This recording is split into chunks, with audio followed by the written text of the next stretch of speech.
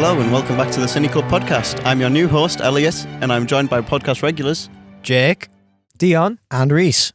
Today, as part of our Halloween lineup, we're focusing on Tim Burton, one of the key figures in American filmmaking to popularize goth culture on screen with his alternative and spooky films. Let's start with one of his first forays into the macabre and gothic, Beetlejuice. Are you a fan? Yes. Yes. I love Beetlejuice. Why are you a fan? It's very hard to describe Beetlejuice for me because it's very much just a film which is nonsense and it just works for what it is.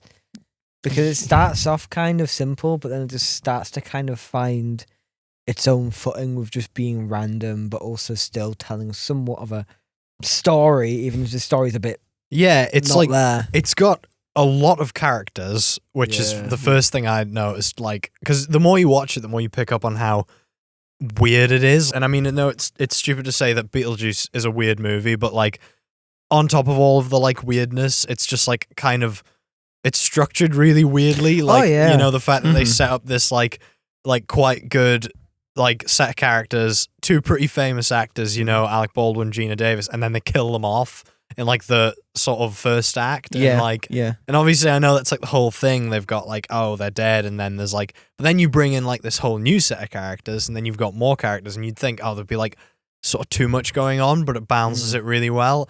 And then, even though the movie is called Beetlejuice doesn't really have any plot relevance until at least the second half. He's not. He's only in it about, I believe, 18, 20 minutes of the film. Yeah, there's like he hasn't really got. He's in it at the end. Screen time. That's like when he really pops off. Yeah, but he's a looming presence throughout, not really doing much. Yeah, I don't understand how he's such a star because of it. I don't really get. Yeah, he doesn't show up to like the middle mark. It's mostly because it's like it's mostly because of the acting, really, from Michael Keaton. Yeah, he just like kills it. Like, I think his introduction is still one of the funniest things I've seen in a film, where he's legitimately just tweaking and like. Is that the one where he's like doing the advert on TV, and I keep seeing it's like, don't claim you're a country fan if you don't know who this is. And it's like a cowboy and it just cuts to them and in these small whatever, like just the little town, model town. Alec Baldwin mix, And then you have the funny scene where it's like, nice model. Nice fucking model. That was the first time I ever heard the F word, and I ran around the house doing that. It was so funny because I remember hearing a lot of people saying that's the first ever time they hear a swear in a film like that. Because it was, I think it was the only one they were allowed to get away with, and it was improvised anyway. The film was a PG, wasn't it? Yeah, it is a PG. This is like by all means a kid's film, even though Beetlejuice is one of the most disgusting characters ever put in a film. Oh, yeah, he goes to a strip club. Sleazy, like in a PG inappropriate, horrible characters. Like he like tries to marry himself to a 14-year-old for one. And he's like harassing Gina Davis from the moment he meets her. He's like, not a very. I know he's a villain, but he's not a very good thing to put on a screen for kids. Yeah, like, exactly that. It's really bizarre. It always struck me. Then they made a kids' and then they make a TV show about him as the main character. Where him and Lydia goes on adventures, which makes it very dodgy. Yeah, I don't understand that. They did everything in the 80s though. Yeah, that's true. Again, it was acceptable in the 80s. If RoboCop and Toxic Avenger can get cartoons, See, I don't know. It's like edgy, but it's not like edgy in the way that, like, say, Horrid Henry is or something like that. Where the main character is like bad. Beetlejuice is like some sort of like horrible. He's a scumbag. He's evil. He's slimy. He stinks. He looks like he stinks. I really don't like him. He is dead, I suppose. So that you can sort of excuse a little bit of the nastiness. It adds to his character though. Like it makes him as repulsive on the outside as he is on the inside. I do like that. I think the makeup's quite good for him. I don't know what it is particularly supposed to be. All the green muck on the outside of his head. I don't know, because I always thought he looked like he like had moss for hair. Like he looks like he's grown like hair, but like from post-death, if you know what I mean. Exactly. Like I don't know, it's weird. Because you see in the afterlife, like most of the people, like you see them dressed on how they last died. Like you see the football players dressed in like the same when they died. Players, but how did Beetlejuice die? Yeah, that's a really good question. Well, they state in the sequel, don't they? Yeah, was he poisoned? He got poisoned by the Tim Burton's ex-wife. Yeah, exactly. Ironically, now is Tim Burton's ex-wife. Is she now his ex-wife? Wow. Really? Because they were married when he made that film. That was only like a year ago.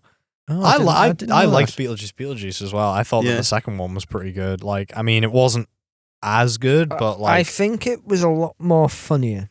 I had more Beetlejuice in him, but saying that Yeah, it still I didn't think have as much as He was still you would not in it. expect. He was Yeah. he still really wasn't like the main character at all. It's Which because he's like the antagonist. You can't have him be the main character, I feel. yeah, that's true. Like, he's He's there. like He's Freddy there. Krueger. He's iconic. Yes, He's like he Freddy is. The Krueger. Yeah. issue though Yeah. is he isn't really an antagonist in the second one. He does have antagonist roles towards the end, but I wouldn't say well, he he's still the wants to antagonist. marry Lydia, Lydia. doesn't Yeah. he? Which is somewhat antagonistic when she doesn't want to. Less but- so than the first time. Less so somehow. than the first time, yeah. It would be weirder if he then went and like tried to marry General Ortega Yeah, in that the new wouldn't be one. good. But No. That's what I was kind of expecting, which I was worried about. But luckily Yeah, enough, going he off did Beetlejuice. it. Going off Beetlejuice's character. That's what you think he'd do. But, yeah, that like, sounds about He's right. like a Jack Sparrow-y Freddy Krueger type thing. Yeah. He's like a Yeah. main character who cannot be the main He character. steals the He's show. got to have Yeah. normal people to play off.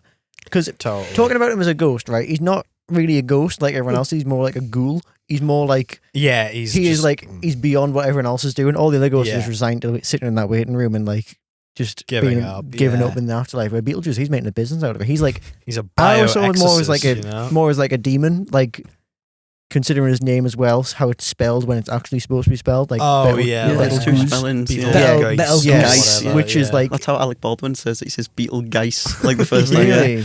Oh, That's how like Baldwin though. Mhm. But yeah, I like them. I don't really know how I feel about Lydia. I think she's okay. Okay. I am much more attached to the two ghosts than I am her. yeah, yeah, I think that's they're, fair. they're way more fun, especially in the first one because we get to know them a lot more.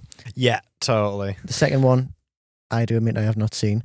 have you not? No, It's a great no. return to form Uh, for Tim Burton. Genuinely, Good, yeah. good. It was, After it a was while a of good film. stinkers, and after then Dumbo. he's gone back downhill after Wednesday. Ooh. I when think- I've never Wednesday's seen Netflix show though. Yeah, that can't be, that's like- that I can't don't- be peak Burton. You can't even really tell if he's that involved in that. Nah, He probably just put his name on I it. just think he but doesn't care, and they're trying to No. actually replicate his They're just style. advertising it as a Tim Burton Uh-huh. thing because they know Mhm. that'll sell. But I genuinely, I think my favorite character, or like my favorite performance out of both of them, like both Beetlejuice films, is Catherine O'Hara. Oh, And she's so good in both. absolutely brilliant, and, like, Especially the second one. especially the second one. Yeah, she is hilarious in that, and she already plays like a really funny character in the original, and that kind of like became her thing of like the really obsessive, crazy sort of unhinged mom, and like everybody knows her from like Home Alone Yeah. and stuff. I but did not know she was in Home Alone until I watched Yeah. Beetlejuice. Yeah. I didn't know that was even her because my And brain she's, didn't understand her. She's Sally as well in The Nightmare Yeah, Before she is. Christmas. Yeah. Yeah, she's the singing He used- voice and Oh, the no speaking way. voice. Tim as- Burton. yeah. Tim Burton. Tim Burton. Tim Burton really reuses a lot of the He same does, cast. yeah, Like yeah. Catherine O'Hara uses a lot. Better than using Helen Bonham Carter for everything. Yeah. Yeah. which he also kind He of does. does. That- He did. He goes through waves, I think. He's like John Carpenter, where Yeah. he'll have like his initial like Collects Johnny a new wife Depp. and then puts her in. yeah, and also that marries he's like, someone he's new like and Hideo then Kojima casts. in that way, where he, like he gets obsessed with this one person, 3D scans them, and then like leaves them in the And dust then uses them in after he's got every them all film. dead. Yeah. Now it's Kojima Jenna reference. Ortega. But, yeah, exactly. He gets like his muses of each Yeah. generation. I feel like Yeah. that's part of his like main thing as an auteur, like how inspired he is by the look of his actors. Because Johnny Yeah. Depp's out of the picture now. He's not. It's Danny relevant DeVito anymore. now and Jenna Ortega. Yeah, Yeah, then- he Yeah. still uses Danny DeVito consistently, I think, Yeah. since Batman Returns, because Mhm. he Yeah. still pops up in a few of He them. was in but- Beetlejuice too. He was. He the was. He was janitor. in Dumbo too, And yeah. Dumbo. Yeah. And but yeah, Catherine O'Hara, I think she's so good in Beetlejuice. Like she's just the funniest character, and I mean, like I say, that the whole dynamic that they have with the like, you know, the sort of the new family who buy the house, and I mean, obviously, you know, Jeffrey Jones is say what you want about that, but him and her like play off each other really well, and Otho is such a funny character as well, and like all of those characters who just keep like appearing in the house, and the way it all plays, where you're like, right, okay, finally, you know, they're getting haunted, this is going to scare them off, and then that makes them like the whole thing more, and then Yeah. it literally takes some crusty Michael Keaton demon to like nearly kill all of them for them to finally leave the house. Like that's how obsessed they He's a were. real demon. I feel like he gets like. I don't know. He gets like killed off too quickly. Beetlejuice once Do he you actually reckon? gets going. Yeah. because he does. His That's the antics at whole the point, end. though, isn't it? Yeah. Yeah, well, like you can't let him be around for too long because then he loses his charm. I think. Yeah. That's like- the thing. What I was worried about Beetlejuice, where it was like I was expecting them to use him a lot more, and while he's used a bit more, he isn't used like full on like what I expected, and that's why I think, like you said, he's just charming because he's not really in the film much. Yeah. No, I think he's there. Like, I mean, because it's like I know there's like a whole thing with characters who are just like there to spout one-liners, and that generally is quite annoying. But he gets away with that. He's one of the first ones where he's just like, he's just there to like say funny stuff, do weird, funny things, and also be the bad guy, but like kind of not the bad guy. Because I mean, he is the bad guy. He's but evil. he does end up like saving them from. Yeah, exactly. He's top billing for a reason. Yeah. He's like, he is the big character of that film, and like, but I think that's why it works because you don't see him as much. You feel more sympathetic for them, and you're a bit like, oh, I don't want anything bad to happen to them, but also look at how funny he is. Look at all this weird stuff he's doing. Like, this is great, Like, he's a little, like, entertaining thing you can cut to. Like, exactly that. Because he doesn't follow any rules. But again, like I say, he's at the peak of his power, he's at the peak of his, like, activity and his fun at the end of the film. And then the bloody Dune worm comes in and eats him, and then, like, he's gone. That's true, The Dune worm. I mean, that's true, because then they just get rid of him. They just get rid of him and start dancing to. They do it in the second one, but it's not Doom Worm. It's something else. They blow him up in the second one, don't they? They have the like Tim Burton's weird inflation thing. Yeah. Where you, like, they blow him like that. It's not like explosions. No, they don't. They don't just explode him, which would be funny. They do explode him, but he has to turn into got to turn into a big balloon. Ballooner juice first, and then Ballooner juice. They kill off his wife by a snake, though. Oh, yeah. That's true. Yeah, I think the white. Yeah, Tim Burton's wife gets. Who the hell survives the second Beetlejuice movie? General Taker. Most of them die. Yeah, because like she goes to the underworld for a boyfriend. That's right. She dies and then she comes back. Yeah. The boyfriend was already dead. Catherine O'Hara dies. Jeffrey Jones dies. Spoilers, by the way. Spoilers. You've had a few years. Yeah, almost all of them die, and then they have that whole cliffhanger ending as well, where they make it seem and then Beetlejuice. They make it seem like Beetlejuice like is still alive and has power over them. And but like baby Beetlejuice showed up in Jenny Ortega. Yeah, like Jenny Ortega has like a child, which is baby. What? I need to watch this film. It's really hard to explain. Will they make a third one? Do you think? No, never. I don't know. I think with enough money, I think Tim Burton has stated will. that there was rumours going around. I think there was an interview. He stated that I did not hear about this. Yeah. So he's definitely not planning. They've already coming to Netflix next year. Squeeze the juice. They can't reduce the juice. Like now you just sound like you're talking about O.J. Simpson. You can't recast Beetlejuice as anyone else because Michael Keaton's obviously getting on now. The rapper. Yeah, true. not Beetlejuice. I'm so glad we talked about actual Beetlejuice, not him. Anyway, what did you think we were talking about this whole time, Dion? But about the rapper, the famous. I think it's possible they'll make another one, but I think they'll probably go after another Tim Burton legacy. Tim Burton's probably going to have first, like what would it be? Would have like Jack and the Giant Peach. I don't know. I feel like they would maybe like Corpse Bride. Nah, God forbid. You're gonna die again. I don't think any studio has the patience to invest in a stop motion film in this day. Unless you're this day and age. Unless you're Aardman. That's Aardman's whole thing. Like They've made that their whole thing. But that's not doing like a thing in like 20 years. I don't know where they've been. They did Wallace and Gromit last year. Avengers the Most Foul was last year. Warner Bros is making a stop motion film. Are they? Yeah, the DC one. Oh yeah, but no, that's puppets though, isn't it? Sway Box. Well, Leica's making a new film. Leica and Aardman are like the only two. But anyway, I think it's possible. So yeah, Beetlejuice is obviously the most famous. But obviously Burton has a very wide filmography. He's done a lot of things, a lot of them very spooky things. So what are your other Halloween favourites? I tell you what. Can I go first for this one? Go ahead, Dion, if you're so passionate. Alice in Wonderland. I wanted to kind of talk about Alice in Wonderland. All of them. I wanted to kind of talk about this because I feel like this is never mentioned, but I love how like because none of us have seen it. Have you seen it? I have. I've got some thoughts. I do want to hear. That's good. I do. It was gonna be Corpse Bride, but like originally I don't want to be miserable about it because I know you guys will like it. So no, I love Corpse Bride. I want to pick one I really, really have a guilty pleasure for. Okay. I think this one's very silly. I kind of like how silly it is. It's like very edgy silly though.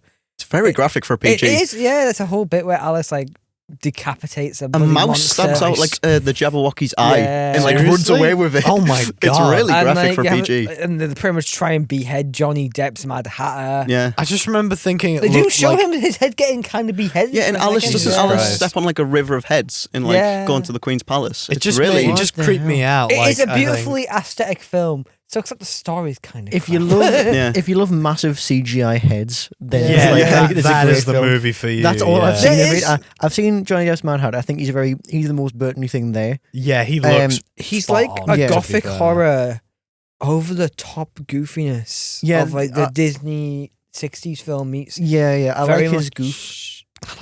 I like the cut of his Yeah. goof. Like he's very good in that. He's good at that like weird quirky role. He's playing Jack Sparrow in a funny hat. True. Even funnier hat. That's the thing about Johnny Depp. He just plays that in every Tim Burton film. Yeah, because Or does he? Yeah. Anyway, we'll get around to that in a bit. Go on. but like that's good. but yeah, like again, I have not seen this film, but my conception of it is Disney wanted to really like pair with Burton here and show off their style, try and get some people in seats with Burton's name. And they do it by combining it with a Disney property, making it this weird dark fairy tale thing. They were trying And- to capture like the franchise, like Lord of the Rings and stuff. when Yeah, doing this. yeah. Because they made the second one as they're looking Because this Yeah. was their first ever proper live action Disney remake Mhm. before 101 Dalmatians. And this is the only one. This is the only one that feels real as well and feels alive. Yeah, Because I know Burton did Dumbo as well, but Dumbo is That not makes very- no sense. Dumbo's though, not does very it? I good. don't understand. Like what they saw the link pink is. elephant bits and were just like, okay, Yeah. Burton, Tim, please can you make that? Yeah, just make the it whole make film. it creepy. But Yeah, Because when you hear Tim Burton and Alice in Wonderland, that's a great match. It That's a great does, that pairing, 'cause makes it's, total it's a sense, drug-filled nightmare, Alice in Wonderland. Yeah. It's a weird It's- book and story. it's a good film. And well, the original's a good film. The the Tim Burton one's very hard to describe because but try, Yeah. please. it's like Beetlejuice, where it's just insane and it's very hard. But like it has like a very massive cast. To have Michael Sheen, The cast is great. Yeah. Alan Rickman's in it. Alan Rickman as as Who's just Alan Rickman? the caterpillar. Yeah. Oh, Does he? Oh Yeah. wow, that's pretty cool Um, actually. Forgot his name. from Isn't the Helena Britain. Bonham Carter? Yeah. Yeah, he's- she's it. Oh. She's Man, Yeah, Lucas. she just Yeah, he screams the plays entire the movie. dumb with a big ones. fat head. Yeah. Tweedledee and Tweedledum. Yeah. That's a perfect cast, and he already looks like them. He does. Yeah, yeah. They just had a Didn't CGI have, in didn't it. have, again, Burton's weird like inflation thing. They've just made He Man made Lucas like big twice. Yeah. Michael Sheen's the rabbit. Like little I said. Matt Lucas's Well, who's the Scottish rabbit? I know someone famous plays the Scottish one. Scottish one. The Scottish one, Yeah. the Scottish what? The rabbit. The Scottish one. Oh yeah, Leo Bill's in it. Jim Carter. Like the cast is insane. Anyway, Does yeah, Helena it's- Bonham Carter have a big head in this as well? She Yes. does. Yeah, Yeah, that's she's got what I like was Most gonna of say. the cast does. That's what I Oh, remember. Crispin Glover's in it. That's it. Does he? Get Crispin it? Glover is the knave of hearts, it says. Yeah. Matt Lucas, Stephen Fry is the Oh, cast. McFly. Michael McFly. Sheen. Was it Michael Go's last role? Christopher Lee's the Jabberwocky. Okay. Yeah. Anyway, But yeah, point lots is, of Burton actors in there. Michael Yeah. Go's in it. This was his final Michael- role. oh, really? Yeah. So yeah, like a lot did of he, weirdness. did he persuade her to take a sandwich to one day? Or- A lot of weirdness in that film. You haven't even seen it. I haven't seen it, but I've caught bits of it. On, like, I've seen, CITV, yeah, like, I reruns. know, I know of it. I've Is it- seen. I'm bits surprised we've not and- mentioned this yet because about talking about Beetlejuice, but Danny Elfman. Yeah, you Danny- got. I you mean, gotta tell you mention what, Danny with how much Elfman. you dislike the film, the score in that is gorgeous. Like in what? Alice in Wonderland. We have score. this. Like, Score. yeah, I haven't seen it, so I don't know. I know, if I but I'm don't telling like Elliott. it, but- Danny Elfman never misses. That's like even like with most of his popular movies, like Beetlejuice. I think the score's great. Alice in Wonderland. Say what you want about the movie, but the score is great. The Yeah. music's always like consistently Even good in like all of these films. The Planet of the Apes. I think that Oh, we had should a talk about that. great score. We're not talking about Planet of the Apes. No. Yeah, one film each. You've already thrown a curveball with Right. Alice in Wonderland. Okay, I'm struggling with So- the pick. You put me on the pedestal Yeah. before I came in. Okay, that's right. Go back to Wonderland again. What film we're on about next? Right. Anyway. Okay, Jake, you pick. Okay. Well, I thought I was going to be picking the weirdest one, but I think you might have you've like out Tim Burton freaked me there with Alice in Wonderland. So yeah, on the topic of Johnny Depp in these films, I think this is genuinely probably his best performance in like anything, and also probably just the best Tim Burton thing Mhm. ever. Ed Wood from 1990 something. It's so good. It gets so lost in the shuffle because it's not like it's it's not got like a bio topic. It's a biopic about a real dude. It's a biopic B-movie about director Edward D. Wood Jr., who was a film director who famously made like the worst films ever. Yeah, Plan 9 from Outer Space, which I really do want to watch. I've watched it. I just want to watch it. I watched it a few fun. years ago, and I think it's so bad it's good. That's but you the can thing. compare to a lot of horror films now. There's a lot of earnestness. You can see he really cares. Plan 9 and The Room are the definition of like so bad it's good. Those are like the sort of the quintessential ones. But I think to then make a film about that guy's life, and it's like it feels so anti Tim Burton as well, because it kind of reins all of the craziness while still having like even black and white. It's kind of the fact. colourful It's shot on black and white, which I think is really cool. Like it's a really good looking film.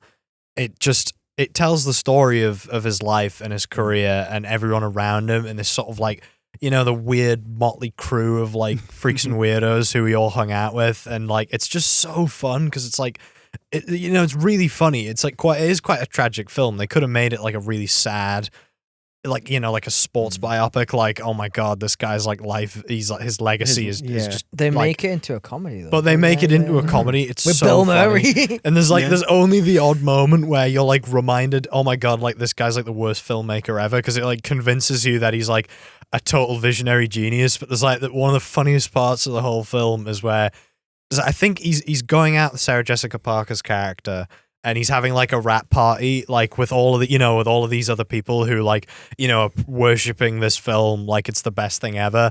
And she's just like really mad at him for like sort of, like blowing her off and ignoring her for all of these films. And she just comes running in. She's like, "These films are garbage. You are making shit. I hope you remember that." And they're all just like everybody stops dead and looks at her. And it's like so funny. And that whole sequence is brilliant. And then he meets like, he's meeting all of these people, and he's constantly like, like schmoozing all of these like sort of people who are rich to basically fund these like next films. So it like gets to the point, Plan 9 from Outer Space, he gets like the church to fund it, because he tries to convince This is real. them. He actually did this. Yeah, He really did this. This is a true story, and he convinces them that it's like that it's like going to be like an educational religious film, which is like total bullshit. And then they find out that he's like using the church's money to make a film called like Grave Robbers from Outer Space. And they're like, "You can't call it that. What the hell's wrong with you?" And it's like, it's so funny. But all throughout the film, there's like this whole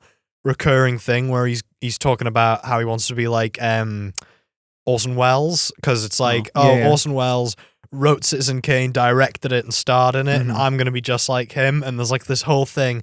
And he's like really clinging on to his dreams. And that's the thing that I love about this film so much. It is one of those films where it's about, even if your legacy is that of the complete, like the worst films imaginable, they are hot garbage. Like he like totally bought into it. He really did buy into that American dream. And he's so like almost all throughout the film, he has like such a like positive attitude and outlook to the whole thing, even in the face of like such awful circumstances. Because there's like, he's really close friends with Bela Lugosi, who's played by Martin Landau in this, I think, and he's really, really good.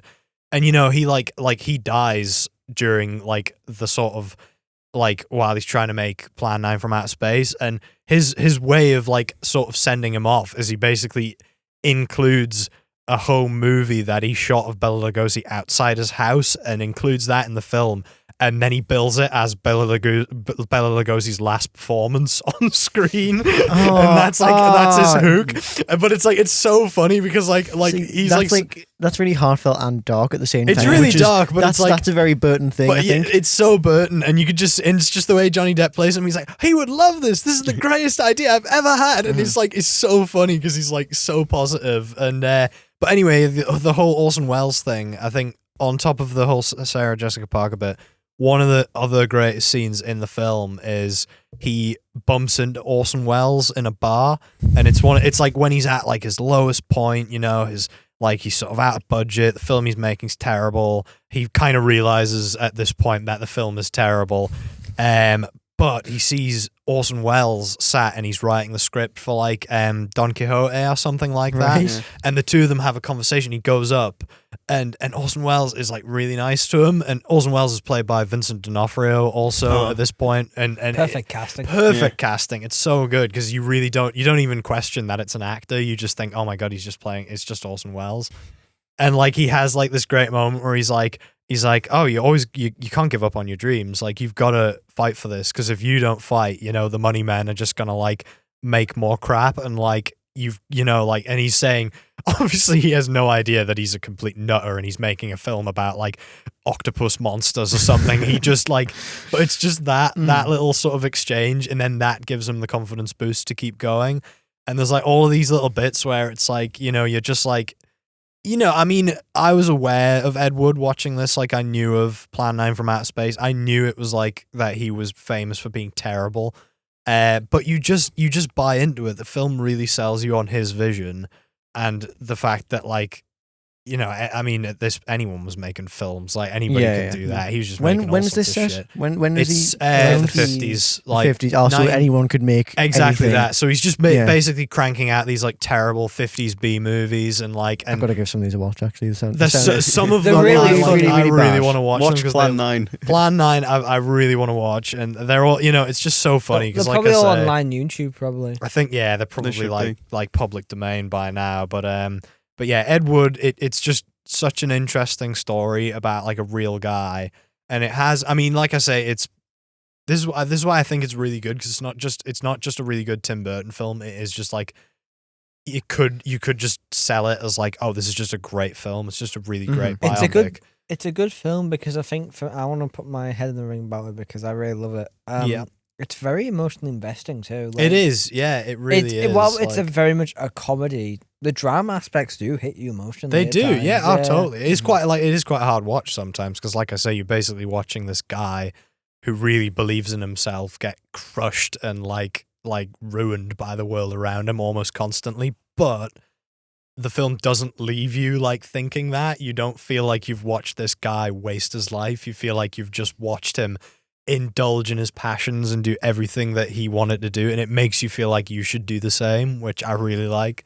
Do you think that's like a message from Burton to the audience then? Yeah, I think so. Yeah. I know Burton is like he knows he's not making like terrible B movies. No, totally. But he's following his dream, his weird creative vision that like no one else has seen yet. I don't know if you noticed, but Burton in the 90s or 70s had the same thing. He was trying to make Frankenweenie. Yes, Frankenweenie. In like the 70s, but Disney put it down because it was too dark. Yeah, because he studied under Disney, didn't he? Like he went straight out of college. That's why he did Night Before Christmas. Yeah, he worked at Disney. And when he pitched an idea, I believe the reason why he didn't really want to do anything Disney anymore after like the 90s because of stuff like that. Yeah. And he came back in the 2010s to do it. But now he's now anti-Disney again. But like, it's such an interesting thing because like I said, the whole reason is he started off as small. He like made the Pee Wee Herman film, which is excellent. Yeah. He made Beetlejuice. He made all these films before this, like all these short films.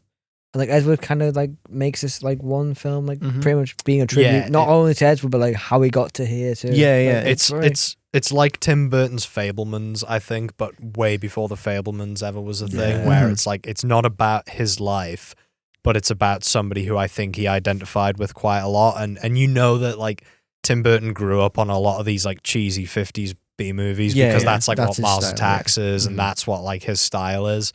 So I think this is like, it's like genuinely one of his most like earnest films where it's not trying too hard to be like freaking you out and doing all sorts of weird stuff. It's just, I mean, you know, it's still got lots of weird stuff in it, but it's like, it feels really grounded, and it's weird because it doesn't feel massively like a Tim Burton film, but at the same time, he was the perfect choice to make a film like this. The cast also is like very insane. The cast's brilliant, yeah. I mean, Bill Murray, Conrad Brooks, Jeffrey Jones, Gregory Walcott. Like this, legitimately a lot of people. The way you describe it, Jake, it sounds like a love letter to like filmmakers as like a exactly whole. That's why I like it so much, because it's a love letter to like filmmaking as an art and filmmakers. It's basically saying don't give up on this, because even though it seems impossible, the people who are in charge are always going to put you down, they're always going to deny you, but look at me, like I made Beetlejuice, I made Batman, like it is possible. You can do it. And it's like, and even if your art is absolute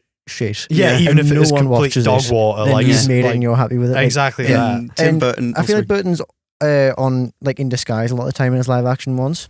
Yeah. But in my pick, Sleepy Hollow, I feel like he's really stylized in live action, and I like it a lot because of that. Edward sounds amazing and it's great. It's really I do recommend it mostly just because I feel like it's the one that a lot of people don't know that much about, and it'll just leave you with a great feeling. I think, and this is like it's Johnny Depp like transforming himself, isn't it? Yes. He does that a lot. I feel like in this one though, he's very just doing a Johnny Depp. He's very Johnny thing. Depp. He's just being himself. I'm gonna pretend I've seen it. You haven't seen it. Well, Dion, I will describe one of my favorite scenes from it. So Johnny Depp, he walks into this town, Sleepy Hollow, because he's sent by Christopher Lee to go to Sleepy Hollow, solve this mystery murder, right? And he walks into this room, and there's a cast. The cast is there, most of the cast, and it is like a who's who of Burton-y actors. Yeah. You have Jeffrey Jones. Jeffrey Jones is there for one. He actually is there. Yeah. Who else do we have? We have Michael Gambon's in there as well. Really? Yeah. Ian McDermott, Richard Griffiths, Michael Gore's in it as well.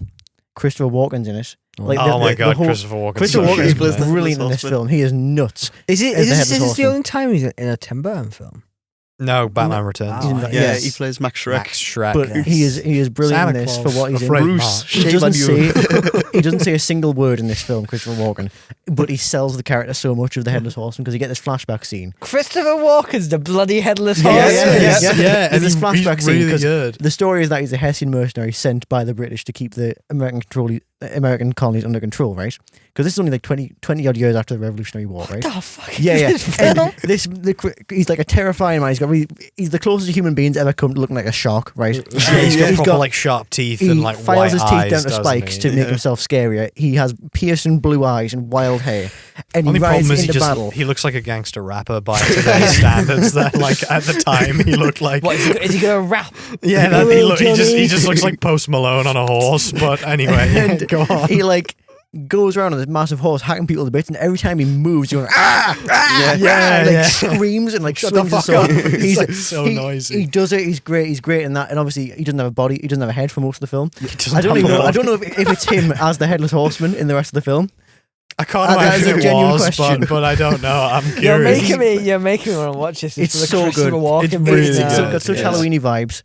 It is. It's like proper spooky and it's got a lot of like.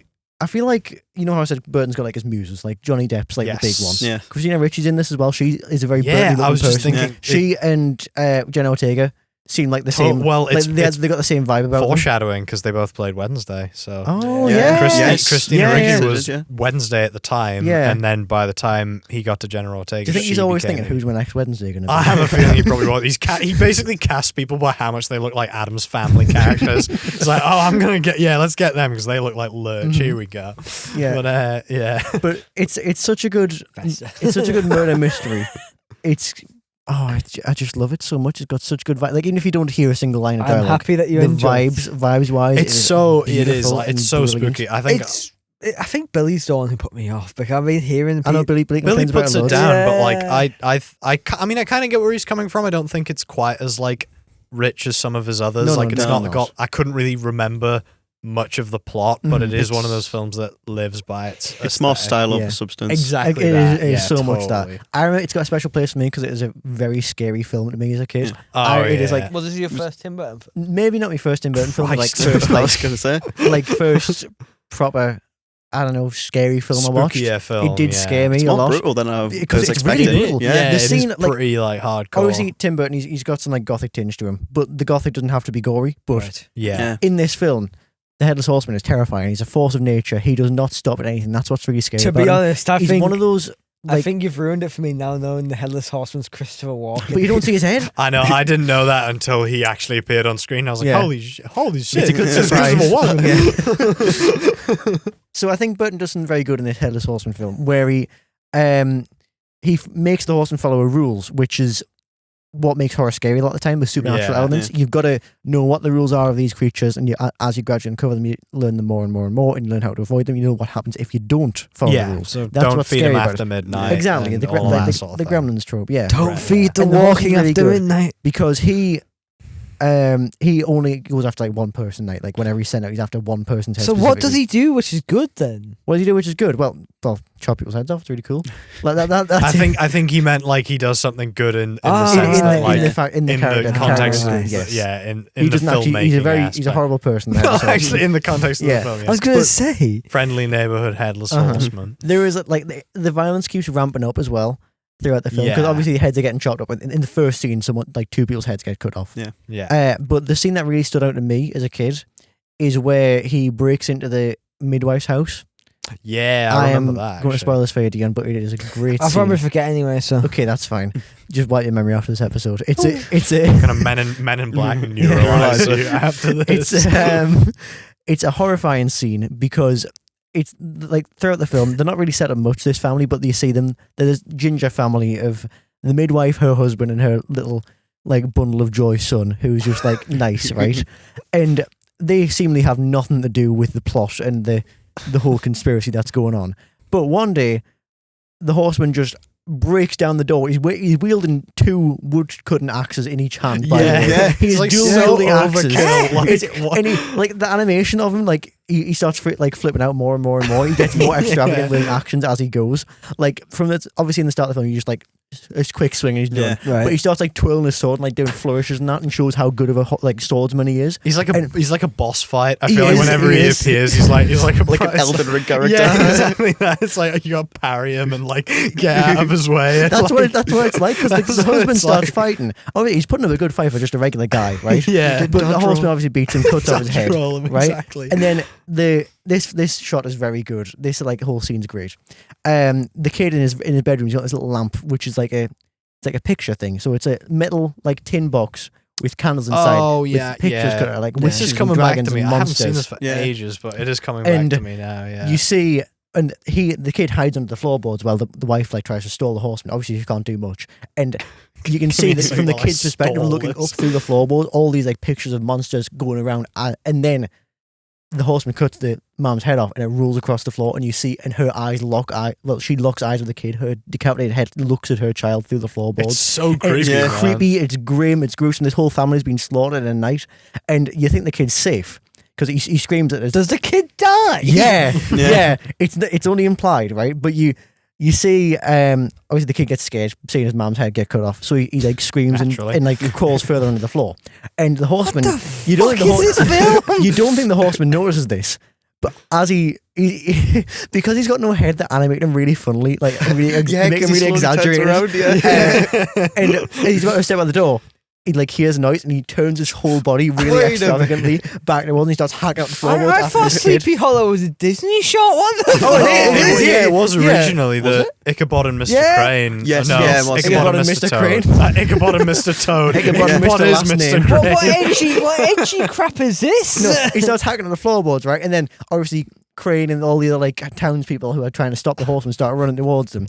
And then you see him leave the house. He's putting something in his bag, and you know that's the kid's head. That's probably some He's cut off a kid's child's head, head off screen and put that in his Could have bag. been a And then pasty, would I? this is why this film's so From good. Winks. It's just so gory and extravagant. Like Ichabod and like this other guy start fighting the horseman with like sickles and that, and you realize, and then this is like how Isn't Ichabod supposed to be a coward? yeah, he's trying to help. He's doing his trying. best. He's trying. What is he Yeah. a coward in this? Is he? Yeah, like, he pretty much. Yeah, he but is. does Well, it he's like a end proper soft boy Johnny Depp. So Yeah. he is so they have he's to like make Johnny him. Depp- Johnny Depp They have twink. to make him have a Johnny happy Depp ending at the pale end. twink. so- Like he's not going to be like fighting the fucking horseman. Yeah, Like, but the guns actual blazing. like soldiers like Die start Hard fighting him, with Johnny Depp. and you get this is how it's revealed that the horseman doesn't like he's only after one person, so they start fighting him, and then he goes under the covered bridge. So Ichabod runs away under the covered bridge because obviously the horseman can't cross a covered bridge, right? But the other guy's still fighting him. And the horseman grabs these 2 seagulls and cuts the guy in half on screen. oh my god! It is mad. It is What film was this rated? 15. It was a 15. 15. Yeah. This I thought was it was like 7 years old. This was probably like one of his first like Well, actually, it's probably one of his only like horror films. I don't- This and Yeah, Sweeney Todd. This and Sweeney Yeah. Todd. Yeah, And in both those films, Johnny Depp was Sweeney Todd's incredibly 18, pale. isn't it? that's true. He is Yeah, incredibly And pale. it's- in this film. pale. I think this was the start of pale Johnny Depp. This was Definitely. like, Totally. Because like that wasn't really a thing. Would you before say that. this was the start Although of Johnny Edward Depp being a bit Scissorhands. over the Yeah. top too? Oh, yeah, true. Oh, I don't know. I think he's really like, I don't know if he's like campy in this, but I don't know if that's the way to describe him, but he pretty plays the campy character. in Because- Edward, I Yes. think. Oh, So. Johnny Depp. Johnny Because Depp, what I yeah, see of but- him compared to Edward, which while he's campy, he's supposed to be campy. In this, he is playing that. By what I've into seen in the clips, campy. he does seem a bit over the top for me. But I will Yeah, say- kind of. I think it works though because I don't Mhm. think Yeah. like Tim He's Burton's got- almost always doing everything over the top. Yeah. Like I think if you had an actor who seemed like they were not that invested Mhm. or bored, then it just wouldn't work as well. Yeah. So- Yeah. He's which is got- why it's quite good that he That's had why muses, Dumbo is 'cause- crap. Yeah, exactly. Everyone's that. got like dramatic Victorian fainting syndrome in this as well. Yeah. Yeah. They're all so pale that like a drop of like they need some vitamin D, but they've surprised. got like low iron and all that. Surprised he hasn't asked everything. Mia That's true, Goth they to do, be in a yeah. film yet. I know Mia Goth seems like another Wednesday cast. Yeah. she could be in that. She would fit. She would have fit so well in Sleepy Hollow, actually. She- Her and Tim Burton making a film, I think, would work really Yeah. well. I'm not Yeah. gonna She lie. would I'm have surprised just that- like if they made it now, that would be her instead of Christina Ricci. Like Yeah, they look she the would. exact same. Yeah. And it's got the whole like small town spooky vibe as well. It's such a Yeah. perfect Halloween film. That's why I love it so much. It is ideal for this theme. So yeah. Yeah. And Elliott. And Elliot, what is your choice? Yeah. Well, I might as well. It's becoming a classic, actually, which is okay? Interesting. surprising. And Dion, you mentioned it briefly, and you were going to say The Corpse Bride. get it. Because- I was I love hoping Corpse somebody Bride. would talk Yeah. about Yeah. Corpse Bride. I have hot takes about this, but I'll let you go. Okay. I'll let you go. The Corpse Bride is becoming what Nightmare Before Christmas was Yeah. a few years ago. It's becoming like the cult classic. Because when it came out, it did okay. Yeah. Financially, it's kind of just came out and was like, that was all right. And then that was it. It was forgotten Yeah, about yeah. for Yeah, years. yeah. And now it's starting to get like a revive. yeah. And I think it's really short. It's only like an hour and 10. It's now so, on 17. yeah, like Yeah. it's so easy to It goes watch by 'cause- really quick, but I think that's also my issue. Really? Really? That I'll is so go. short. I think the issue with it, I'll let Elliot speak because I want to Yeah. hear what he thinks. Because I think that's what makes this and again like Nightmare Before Christmas they both don't overstay their welcome Yeah, because they're they're so- both musicals. They're so breezy and Yeah. so easy to watch. Mhm. Like They both got very. I don't know. I was going to say simple-ish stories, but not really. not as Not simple. really. Yeah, they're not that simple. It's you can sort of Nightmare Before Christmas is very simple. That's but- that's like very standard kid. It looks scary, but it's that's like a kids Yeah. movie. Corpse It's Bride like- is a bit more. yeah. It's more an Yeah. actual horror. Yeah. Yeah. It's one of those things where you could like explain the plot really easily. I think it's the concepts that are a bit Yeah. harder because it's like Mhm. obviously the plot where it's like dude gets kidnapped into the underworld and like forced to Yes. marry this dead person. Fair enough, but then most people will be like, right, awesome. What dead person? Like Yeah. you just have to like accept that is like this reality, Yeah. which I think is what works about these because you just buy into the fact that actually, yeah, whatever dead people can kidnap. I feel like the animation helps as well. Yes. Yes, the So- animation in totally. this, I can't even put it down because No, the no. animation in this. No. So I remember good. hearing someone say this, but it looks like CGI in the best way. Mhm. Yeah. It Yeah. doesn't even look like stop motion. feel Because like- it's that smooth. The colours Mhm. are like That- the like the colours contrast and- between the living being I all will grey say, and like black and white, yeah. and then Yeah. the underworld And being then like all I lively. adore the underworld. It's such so a good cool. contrast. Underworld design is like probably my favorite world of I want to call it It's- hell. But yeah, favorite Yeah. afterlife. Life and world. Yeah, everything, because yeah. they're all just Yeah. vibing in Yeah, the they're all afterlife. there. Oh, Like, yeah, it's such a cool That's the thing idea. as well. I feel like it handles its dark themes really well Yeah. because obviously the Corpse Bride, she is tricked and murdered by her husband to get it. They to get describe it in a inheritance. song. But they describe it. They Yeah. tell that story in the song with a scat and skeleton. Yeah. In a cannibal hat. What do you mean? Which the song was What good? do you mean? I, What are you on I about? Are you think joking me? the issue with the film for me is that the songs aren't really good, and this is where I think a lot of people I've noticed have been talking about with me about it. I think the songs in the movie don't feel like songs; they feel like speaking. And like it's something, Hamilton. yeah, it's something, yeah. That's more Sweeney Todd, I'd say. Yeah, that's I something think that I I had kind a- of noticed. I had a where- bigger problem with that in Sweeney Todd. I wouldn't have said it was much I of would an issue. say, in I would Corpse Bride, say, though. well, it's not much issue for you guys. For me, I started noticing it a lot more in this movie Okay. because compared to Sweeney Todd, where I actually do like the songs in that. I mean, thi- each of their I own. Fair think- enough. yeah. Yeah. I think in this the songs are just very and there's only 4 songs in it, and well, I don't think any of them stand out for me. 70-minute long. Yeah, you can't really. There's only so many you can do. But Nightmare Before Christmas has like 10 of them, and they all stand out. This is I think one. This is a film with music, though, not a musical. It's not the music doesn't carry the film. Mm-hmm. Totally. This does it in the same way that like Phantom of the Paradise does it. Even then, the story for me is just very shallow. I think the characters feel like it needed more time. They're very simple, I guess, but I think that's the whole point. But even then, it just didn't feel like it's adding anything. It just feel like the plot's going without having time to breathe. I quite like it though. I just think of that like. Because it's like such a bizarre thing. Like I think you don't really need that much more time. Like they introduce them and like they give you like pretty much everything you need to work with. You like I think the opening's great. The idea of this wedding. That song perfectly sets up like the entire like she's getting married to him, and then the financially like Johnny Depp's character. I don't remember the name. Victor. Yeah, Victor. I thought he said Vector there, I'm not gonna lie. Vector!